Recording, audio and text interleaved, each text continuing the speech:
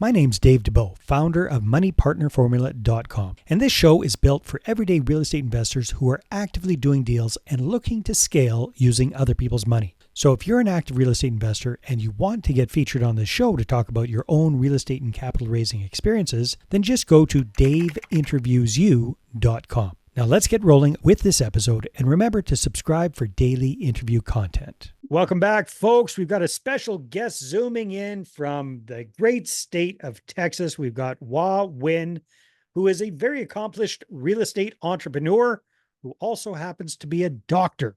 So she has made the transition from the medical profession into real estate investing.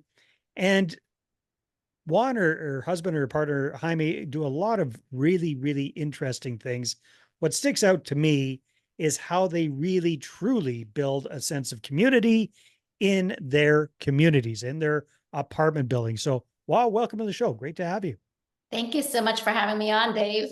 My pleasure. So give us a quick snapshot overview of what your real estate investing business and your portfolio looks like today as of August 2024. Well, as of today, we are heavy in the multifamily space. We have over 7,200 units across 3 different states, and 640 million of assets under management currently, predominantly in the A-B space of apartment communities, but heavy in Texas because we're based in Texas. Okay, well, so we were talking a little bit about that off camera, and that's one of many secret sauces that you kind of bring to the table. So talk to me a little bit about the advantage and how you guys kind of really decided to focus on sticking close to home in Texas. Yeah, my husband grew up here in Dallas, and I've been here the past 18, almost 19 years in Dallas. We were in Houston prior for 5 years. And so knowing the immediate submarkets is super, super important, getting to know the brokers, getting to know the community, and having scalability and good management teams, good construction teams really has allowed us to expand our footprint and also be able to build a better culture and a better sense of community. So very interesting. So for the units close to home, do you guys self-manage? Do you have your own management company? Do you have third-party management? How does that typically work?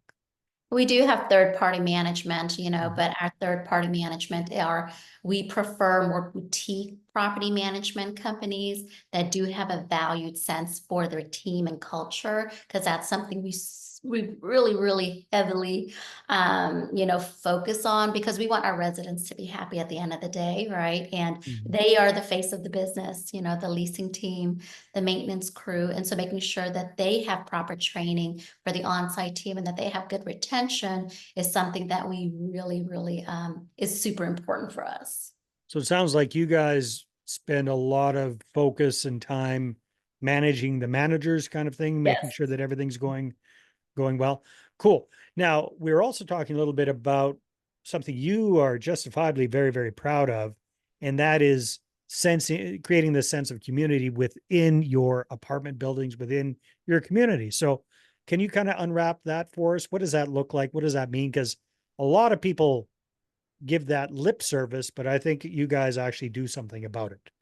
Right. Yeah, we're pretty hands-on. I mean, we have different partners and we have different organizations that we also partner with, that we are every single month, we'll have resident activities and communities, fun activities. Sometimes it's food, sometimes it's contests, sometimes it's give back, give back backpacks and things like that. But we also focus on financial literacy. We focus on self-development. And so just things that we incorporate that I think is important for everybody to have. We would like to provide that to the residents too. That's just so how do you do that? Walk me through, like, what does that actually look like? Like, do you do, because you've got multiple buildings across the area? And so there's a common area, right? There's a common area in the leasing, or we have a separate big room that we announce to the residents, and they'll have a day that they can sign up, they can come in, and then we have different guest speakers are coming in, and we provide those activities.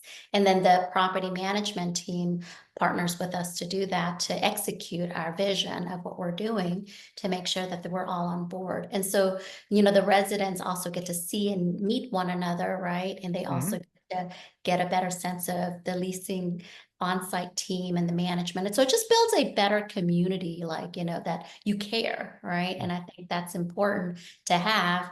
Um, I think that's why we have a much higher, we do surveys.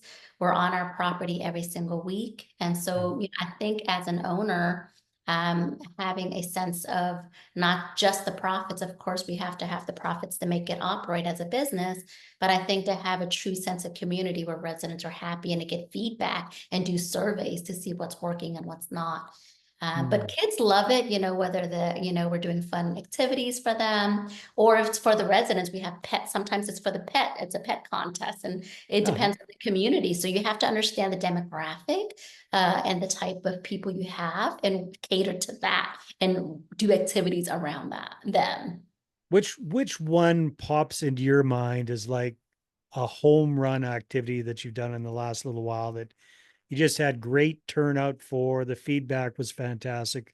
Which one really pops and sticks into your mind? It was kind of an odd one. We didn't we tried something different where it was kind of like you hide activities and the residents have to go around the property and then they get prizes. So Like it's totally a scavenger hunt kind of thing. scavenger hunt, right?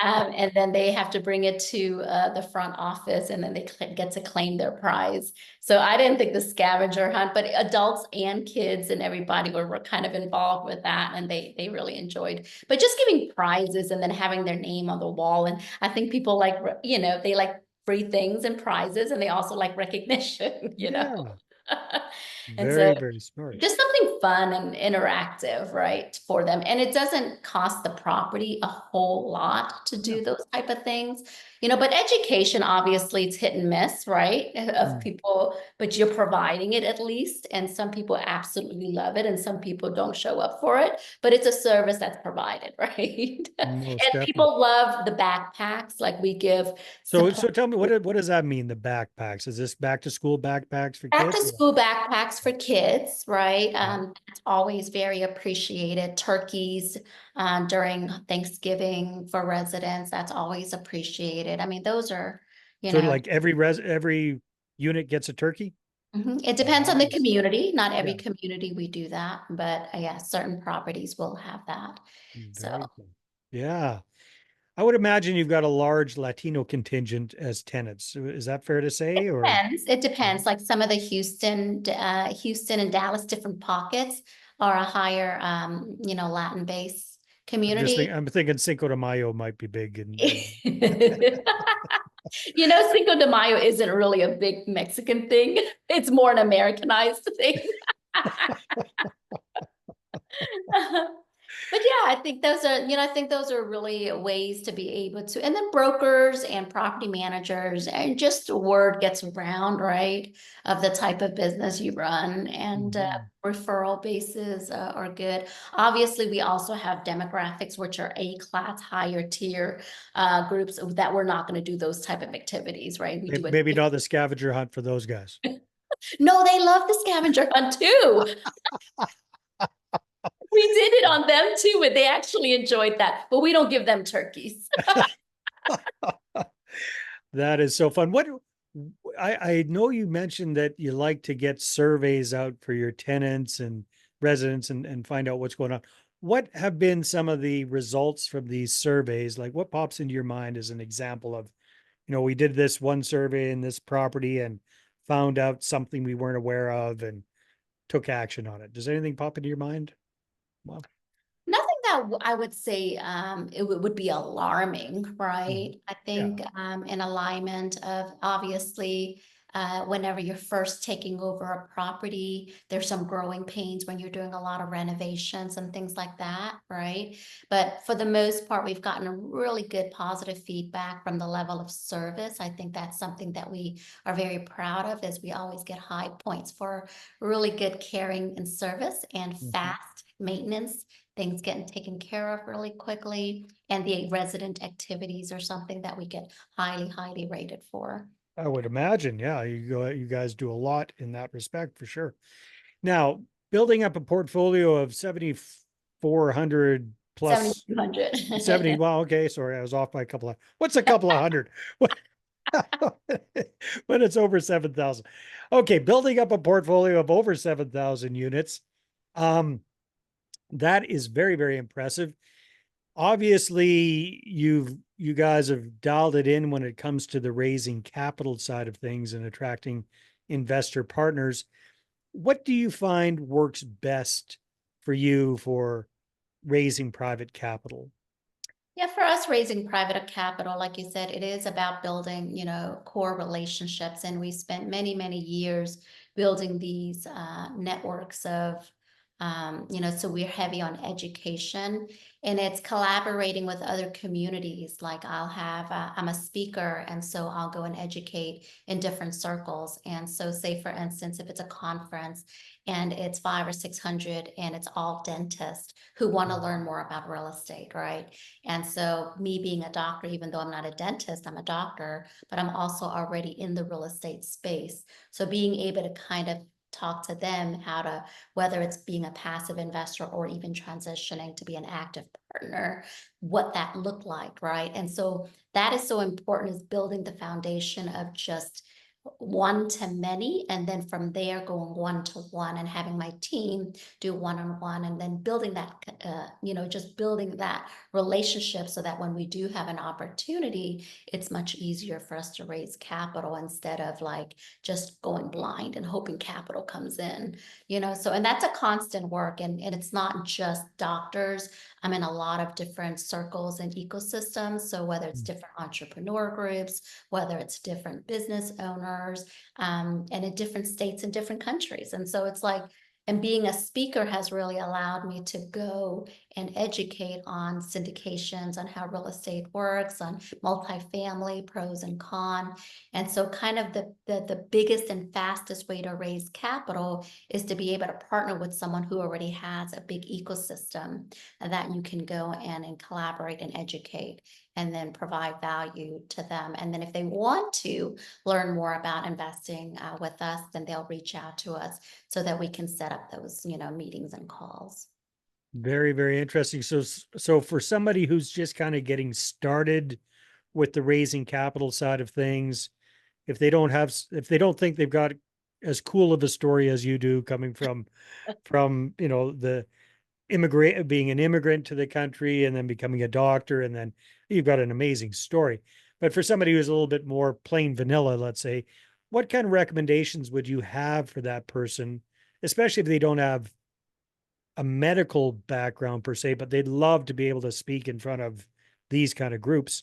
Any tips or suggestions on how to make headway into those Yeah, areas? absolutely. I know a lot of people who've gone into capital raising very, very successfully with a zero background or, medical background or whatnot. But, I think the getting educated themselves on the asset class that they Oh, want to definitely. talk Yeah. about is super important, that they understand the background of how to vet partners, how to vet the asset class, underwrite deals, market analysis. And so all of that is super important because talking to an investor and a potential investor or speaking in front of a crowd when they have questions for you, you have to be well versed enough to be able to understand and educate them. Because at the end of the day, they're, trusting them. So I think the importance when you're first starting out, because we all first start out, right? And it's Mhm. leveraging and partnering with someone who has more experience that can do the operations or boots on the ground or the things that you bridging the gap of where you are. So even if a person is brand new at raising capital, but if they're partnering with someone who has strong operational skills or maybe has a track record, you can really leverage that and speak on that and educate people and leverage and piggyback off the other person's experience, right? But Yeah, I well, there are certain cases where people have experience, a significant amount of experience in the asset class, but not in the capital raising side of things. So Yeah, I they think know that's their stuff. easier. I think if they are well versed in the real estate asset and they've done it, but they've just never raised capital, that's definitely a lot easier to Yeah. go and raise capital. Of course, it's how do you say it, right? The message needs to be concise, it needs to be clear, but there's always the authenticity component, right? You always want to connect with a potential person because the first few minutes a person can feel if they want to get to know you more, can trust you, right? And Yeah. want to learn more. And so there's an art to speaking and educating and potential investors, right? And that takes some practice. And you talk to people who have done it very well and done it successfully, and you watch them and you get pointers on how do you present, whether it's 5 minutes, 10 minutes, 30 minutes, or an hour to do it efficiently for someone to want to learn more. Yeah. That's the whole trick, isn't it? Well, it's really creating that, especially in a short presentation. I would imagine these days you're doing more keynotes and whatnot, but back in the day, you were probably starting out with 5 or 10 minutes or whatever. And it's a matter of telling a story in that amount of time that hooks people, creates that curiosity so they approach you afterwards for more information. Would that be fair to say? Absolutely. That's Yeah. definitely that is, you say enough that you want somebody to get to know you and get to want to learn more about potentially investing. But that takes practice, right? That Mhm. takes time. Any tips for new people? Like I always recommend, start off small, go speak at your local BNI, Chamber of Commerce, these kind of things. How about you? I mean, you've got a lot of experience doing this. Any tips on where to get started?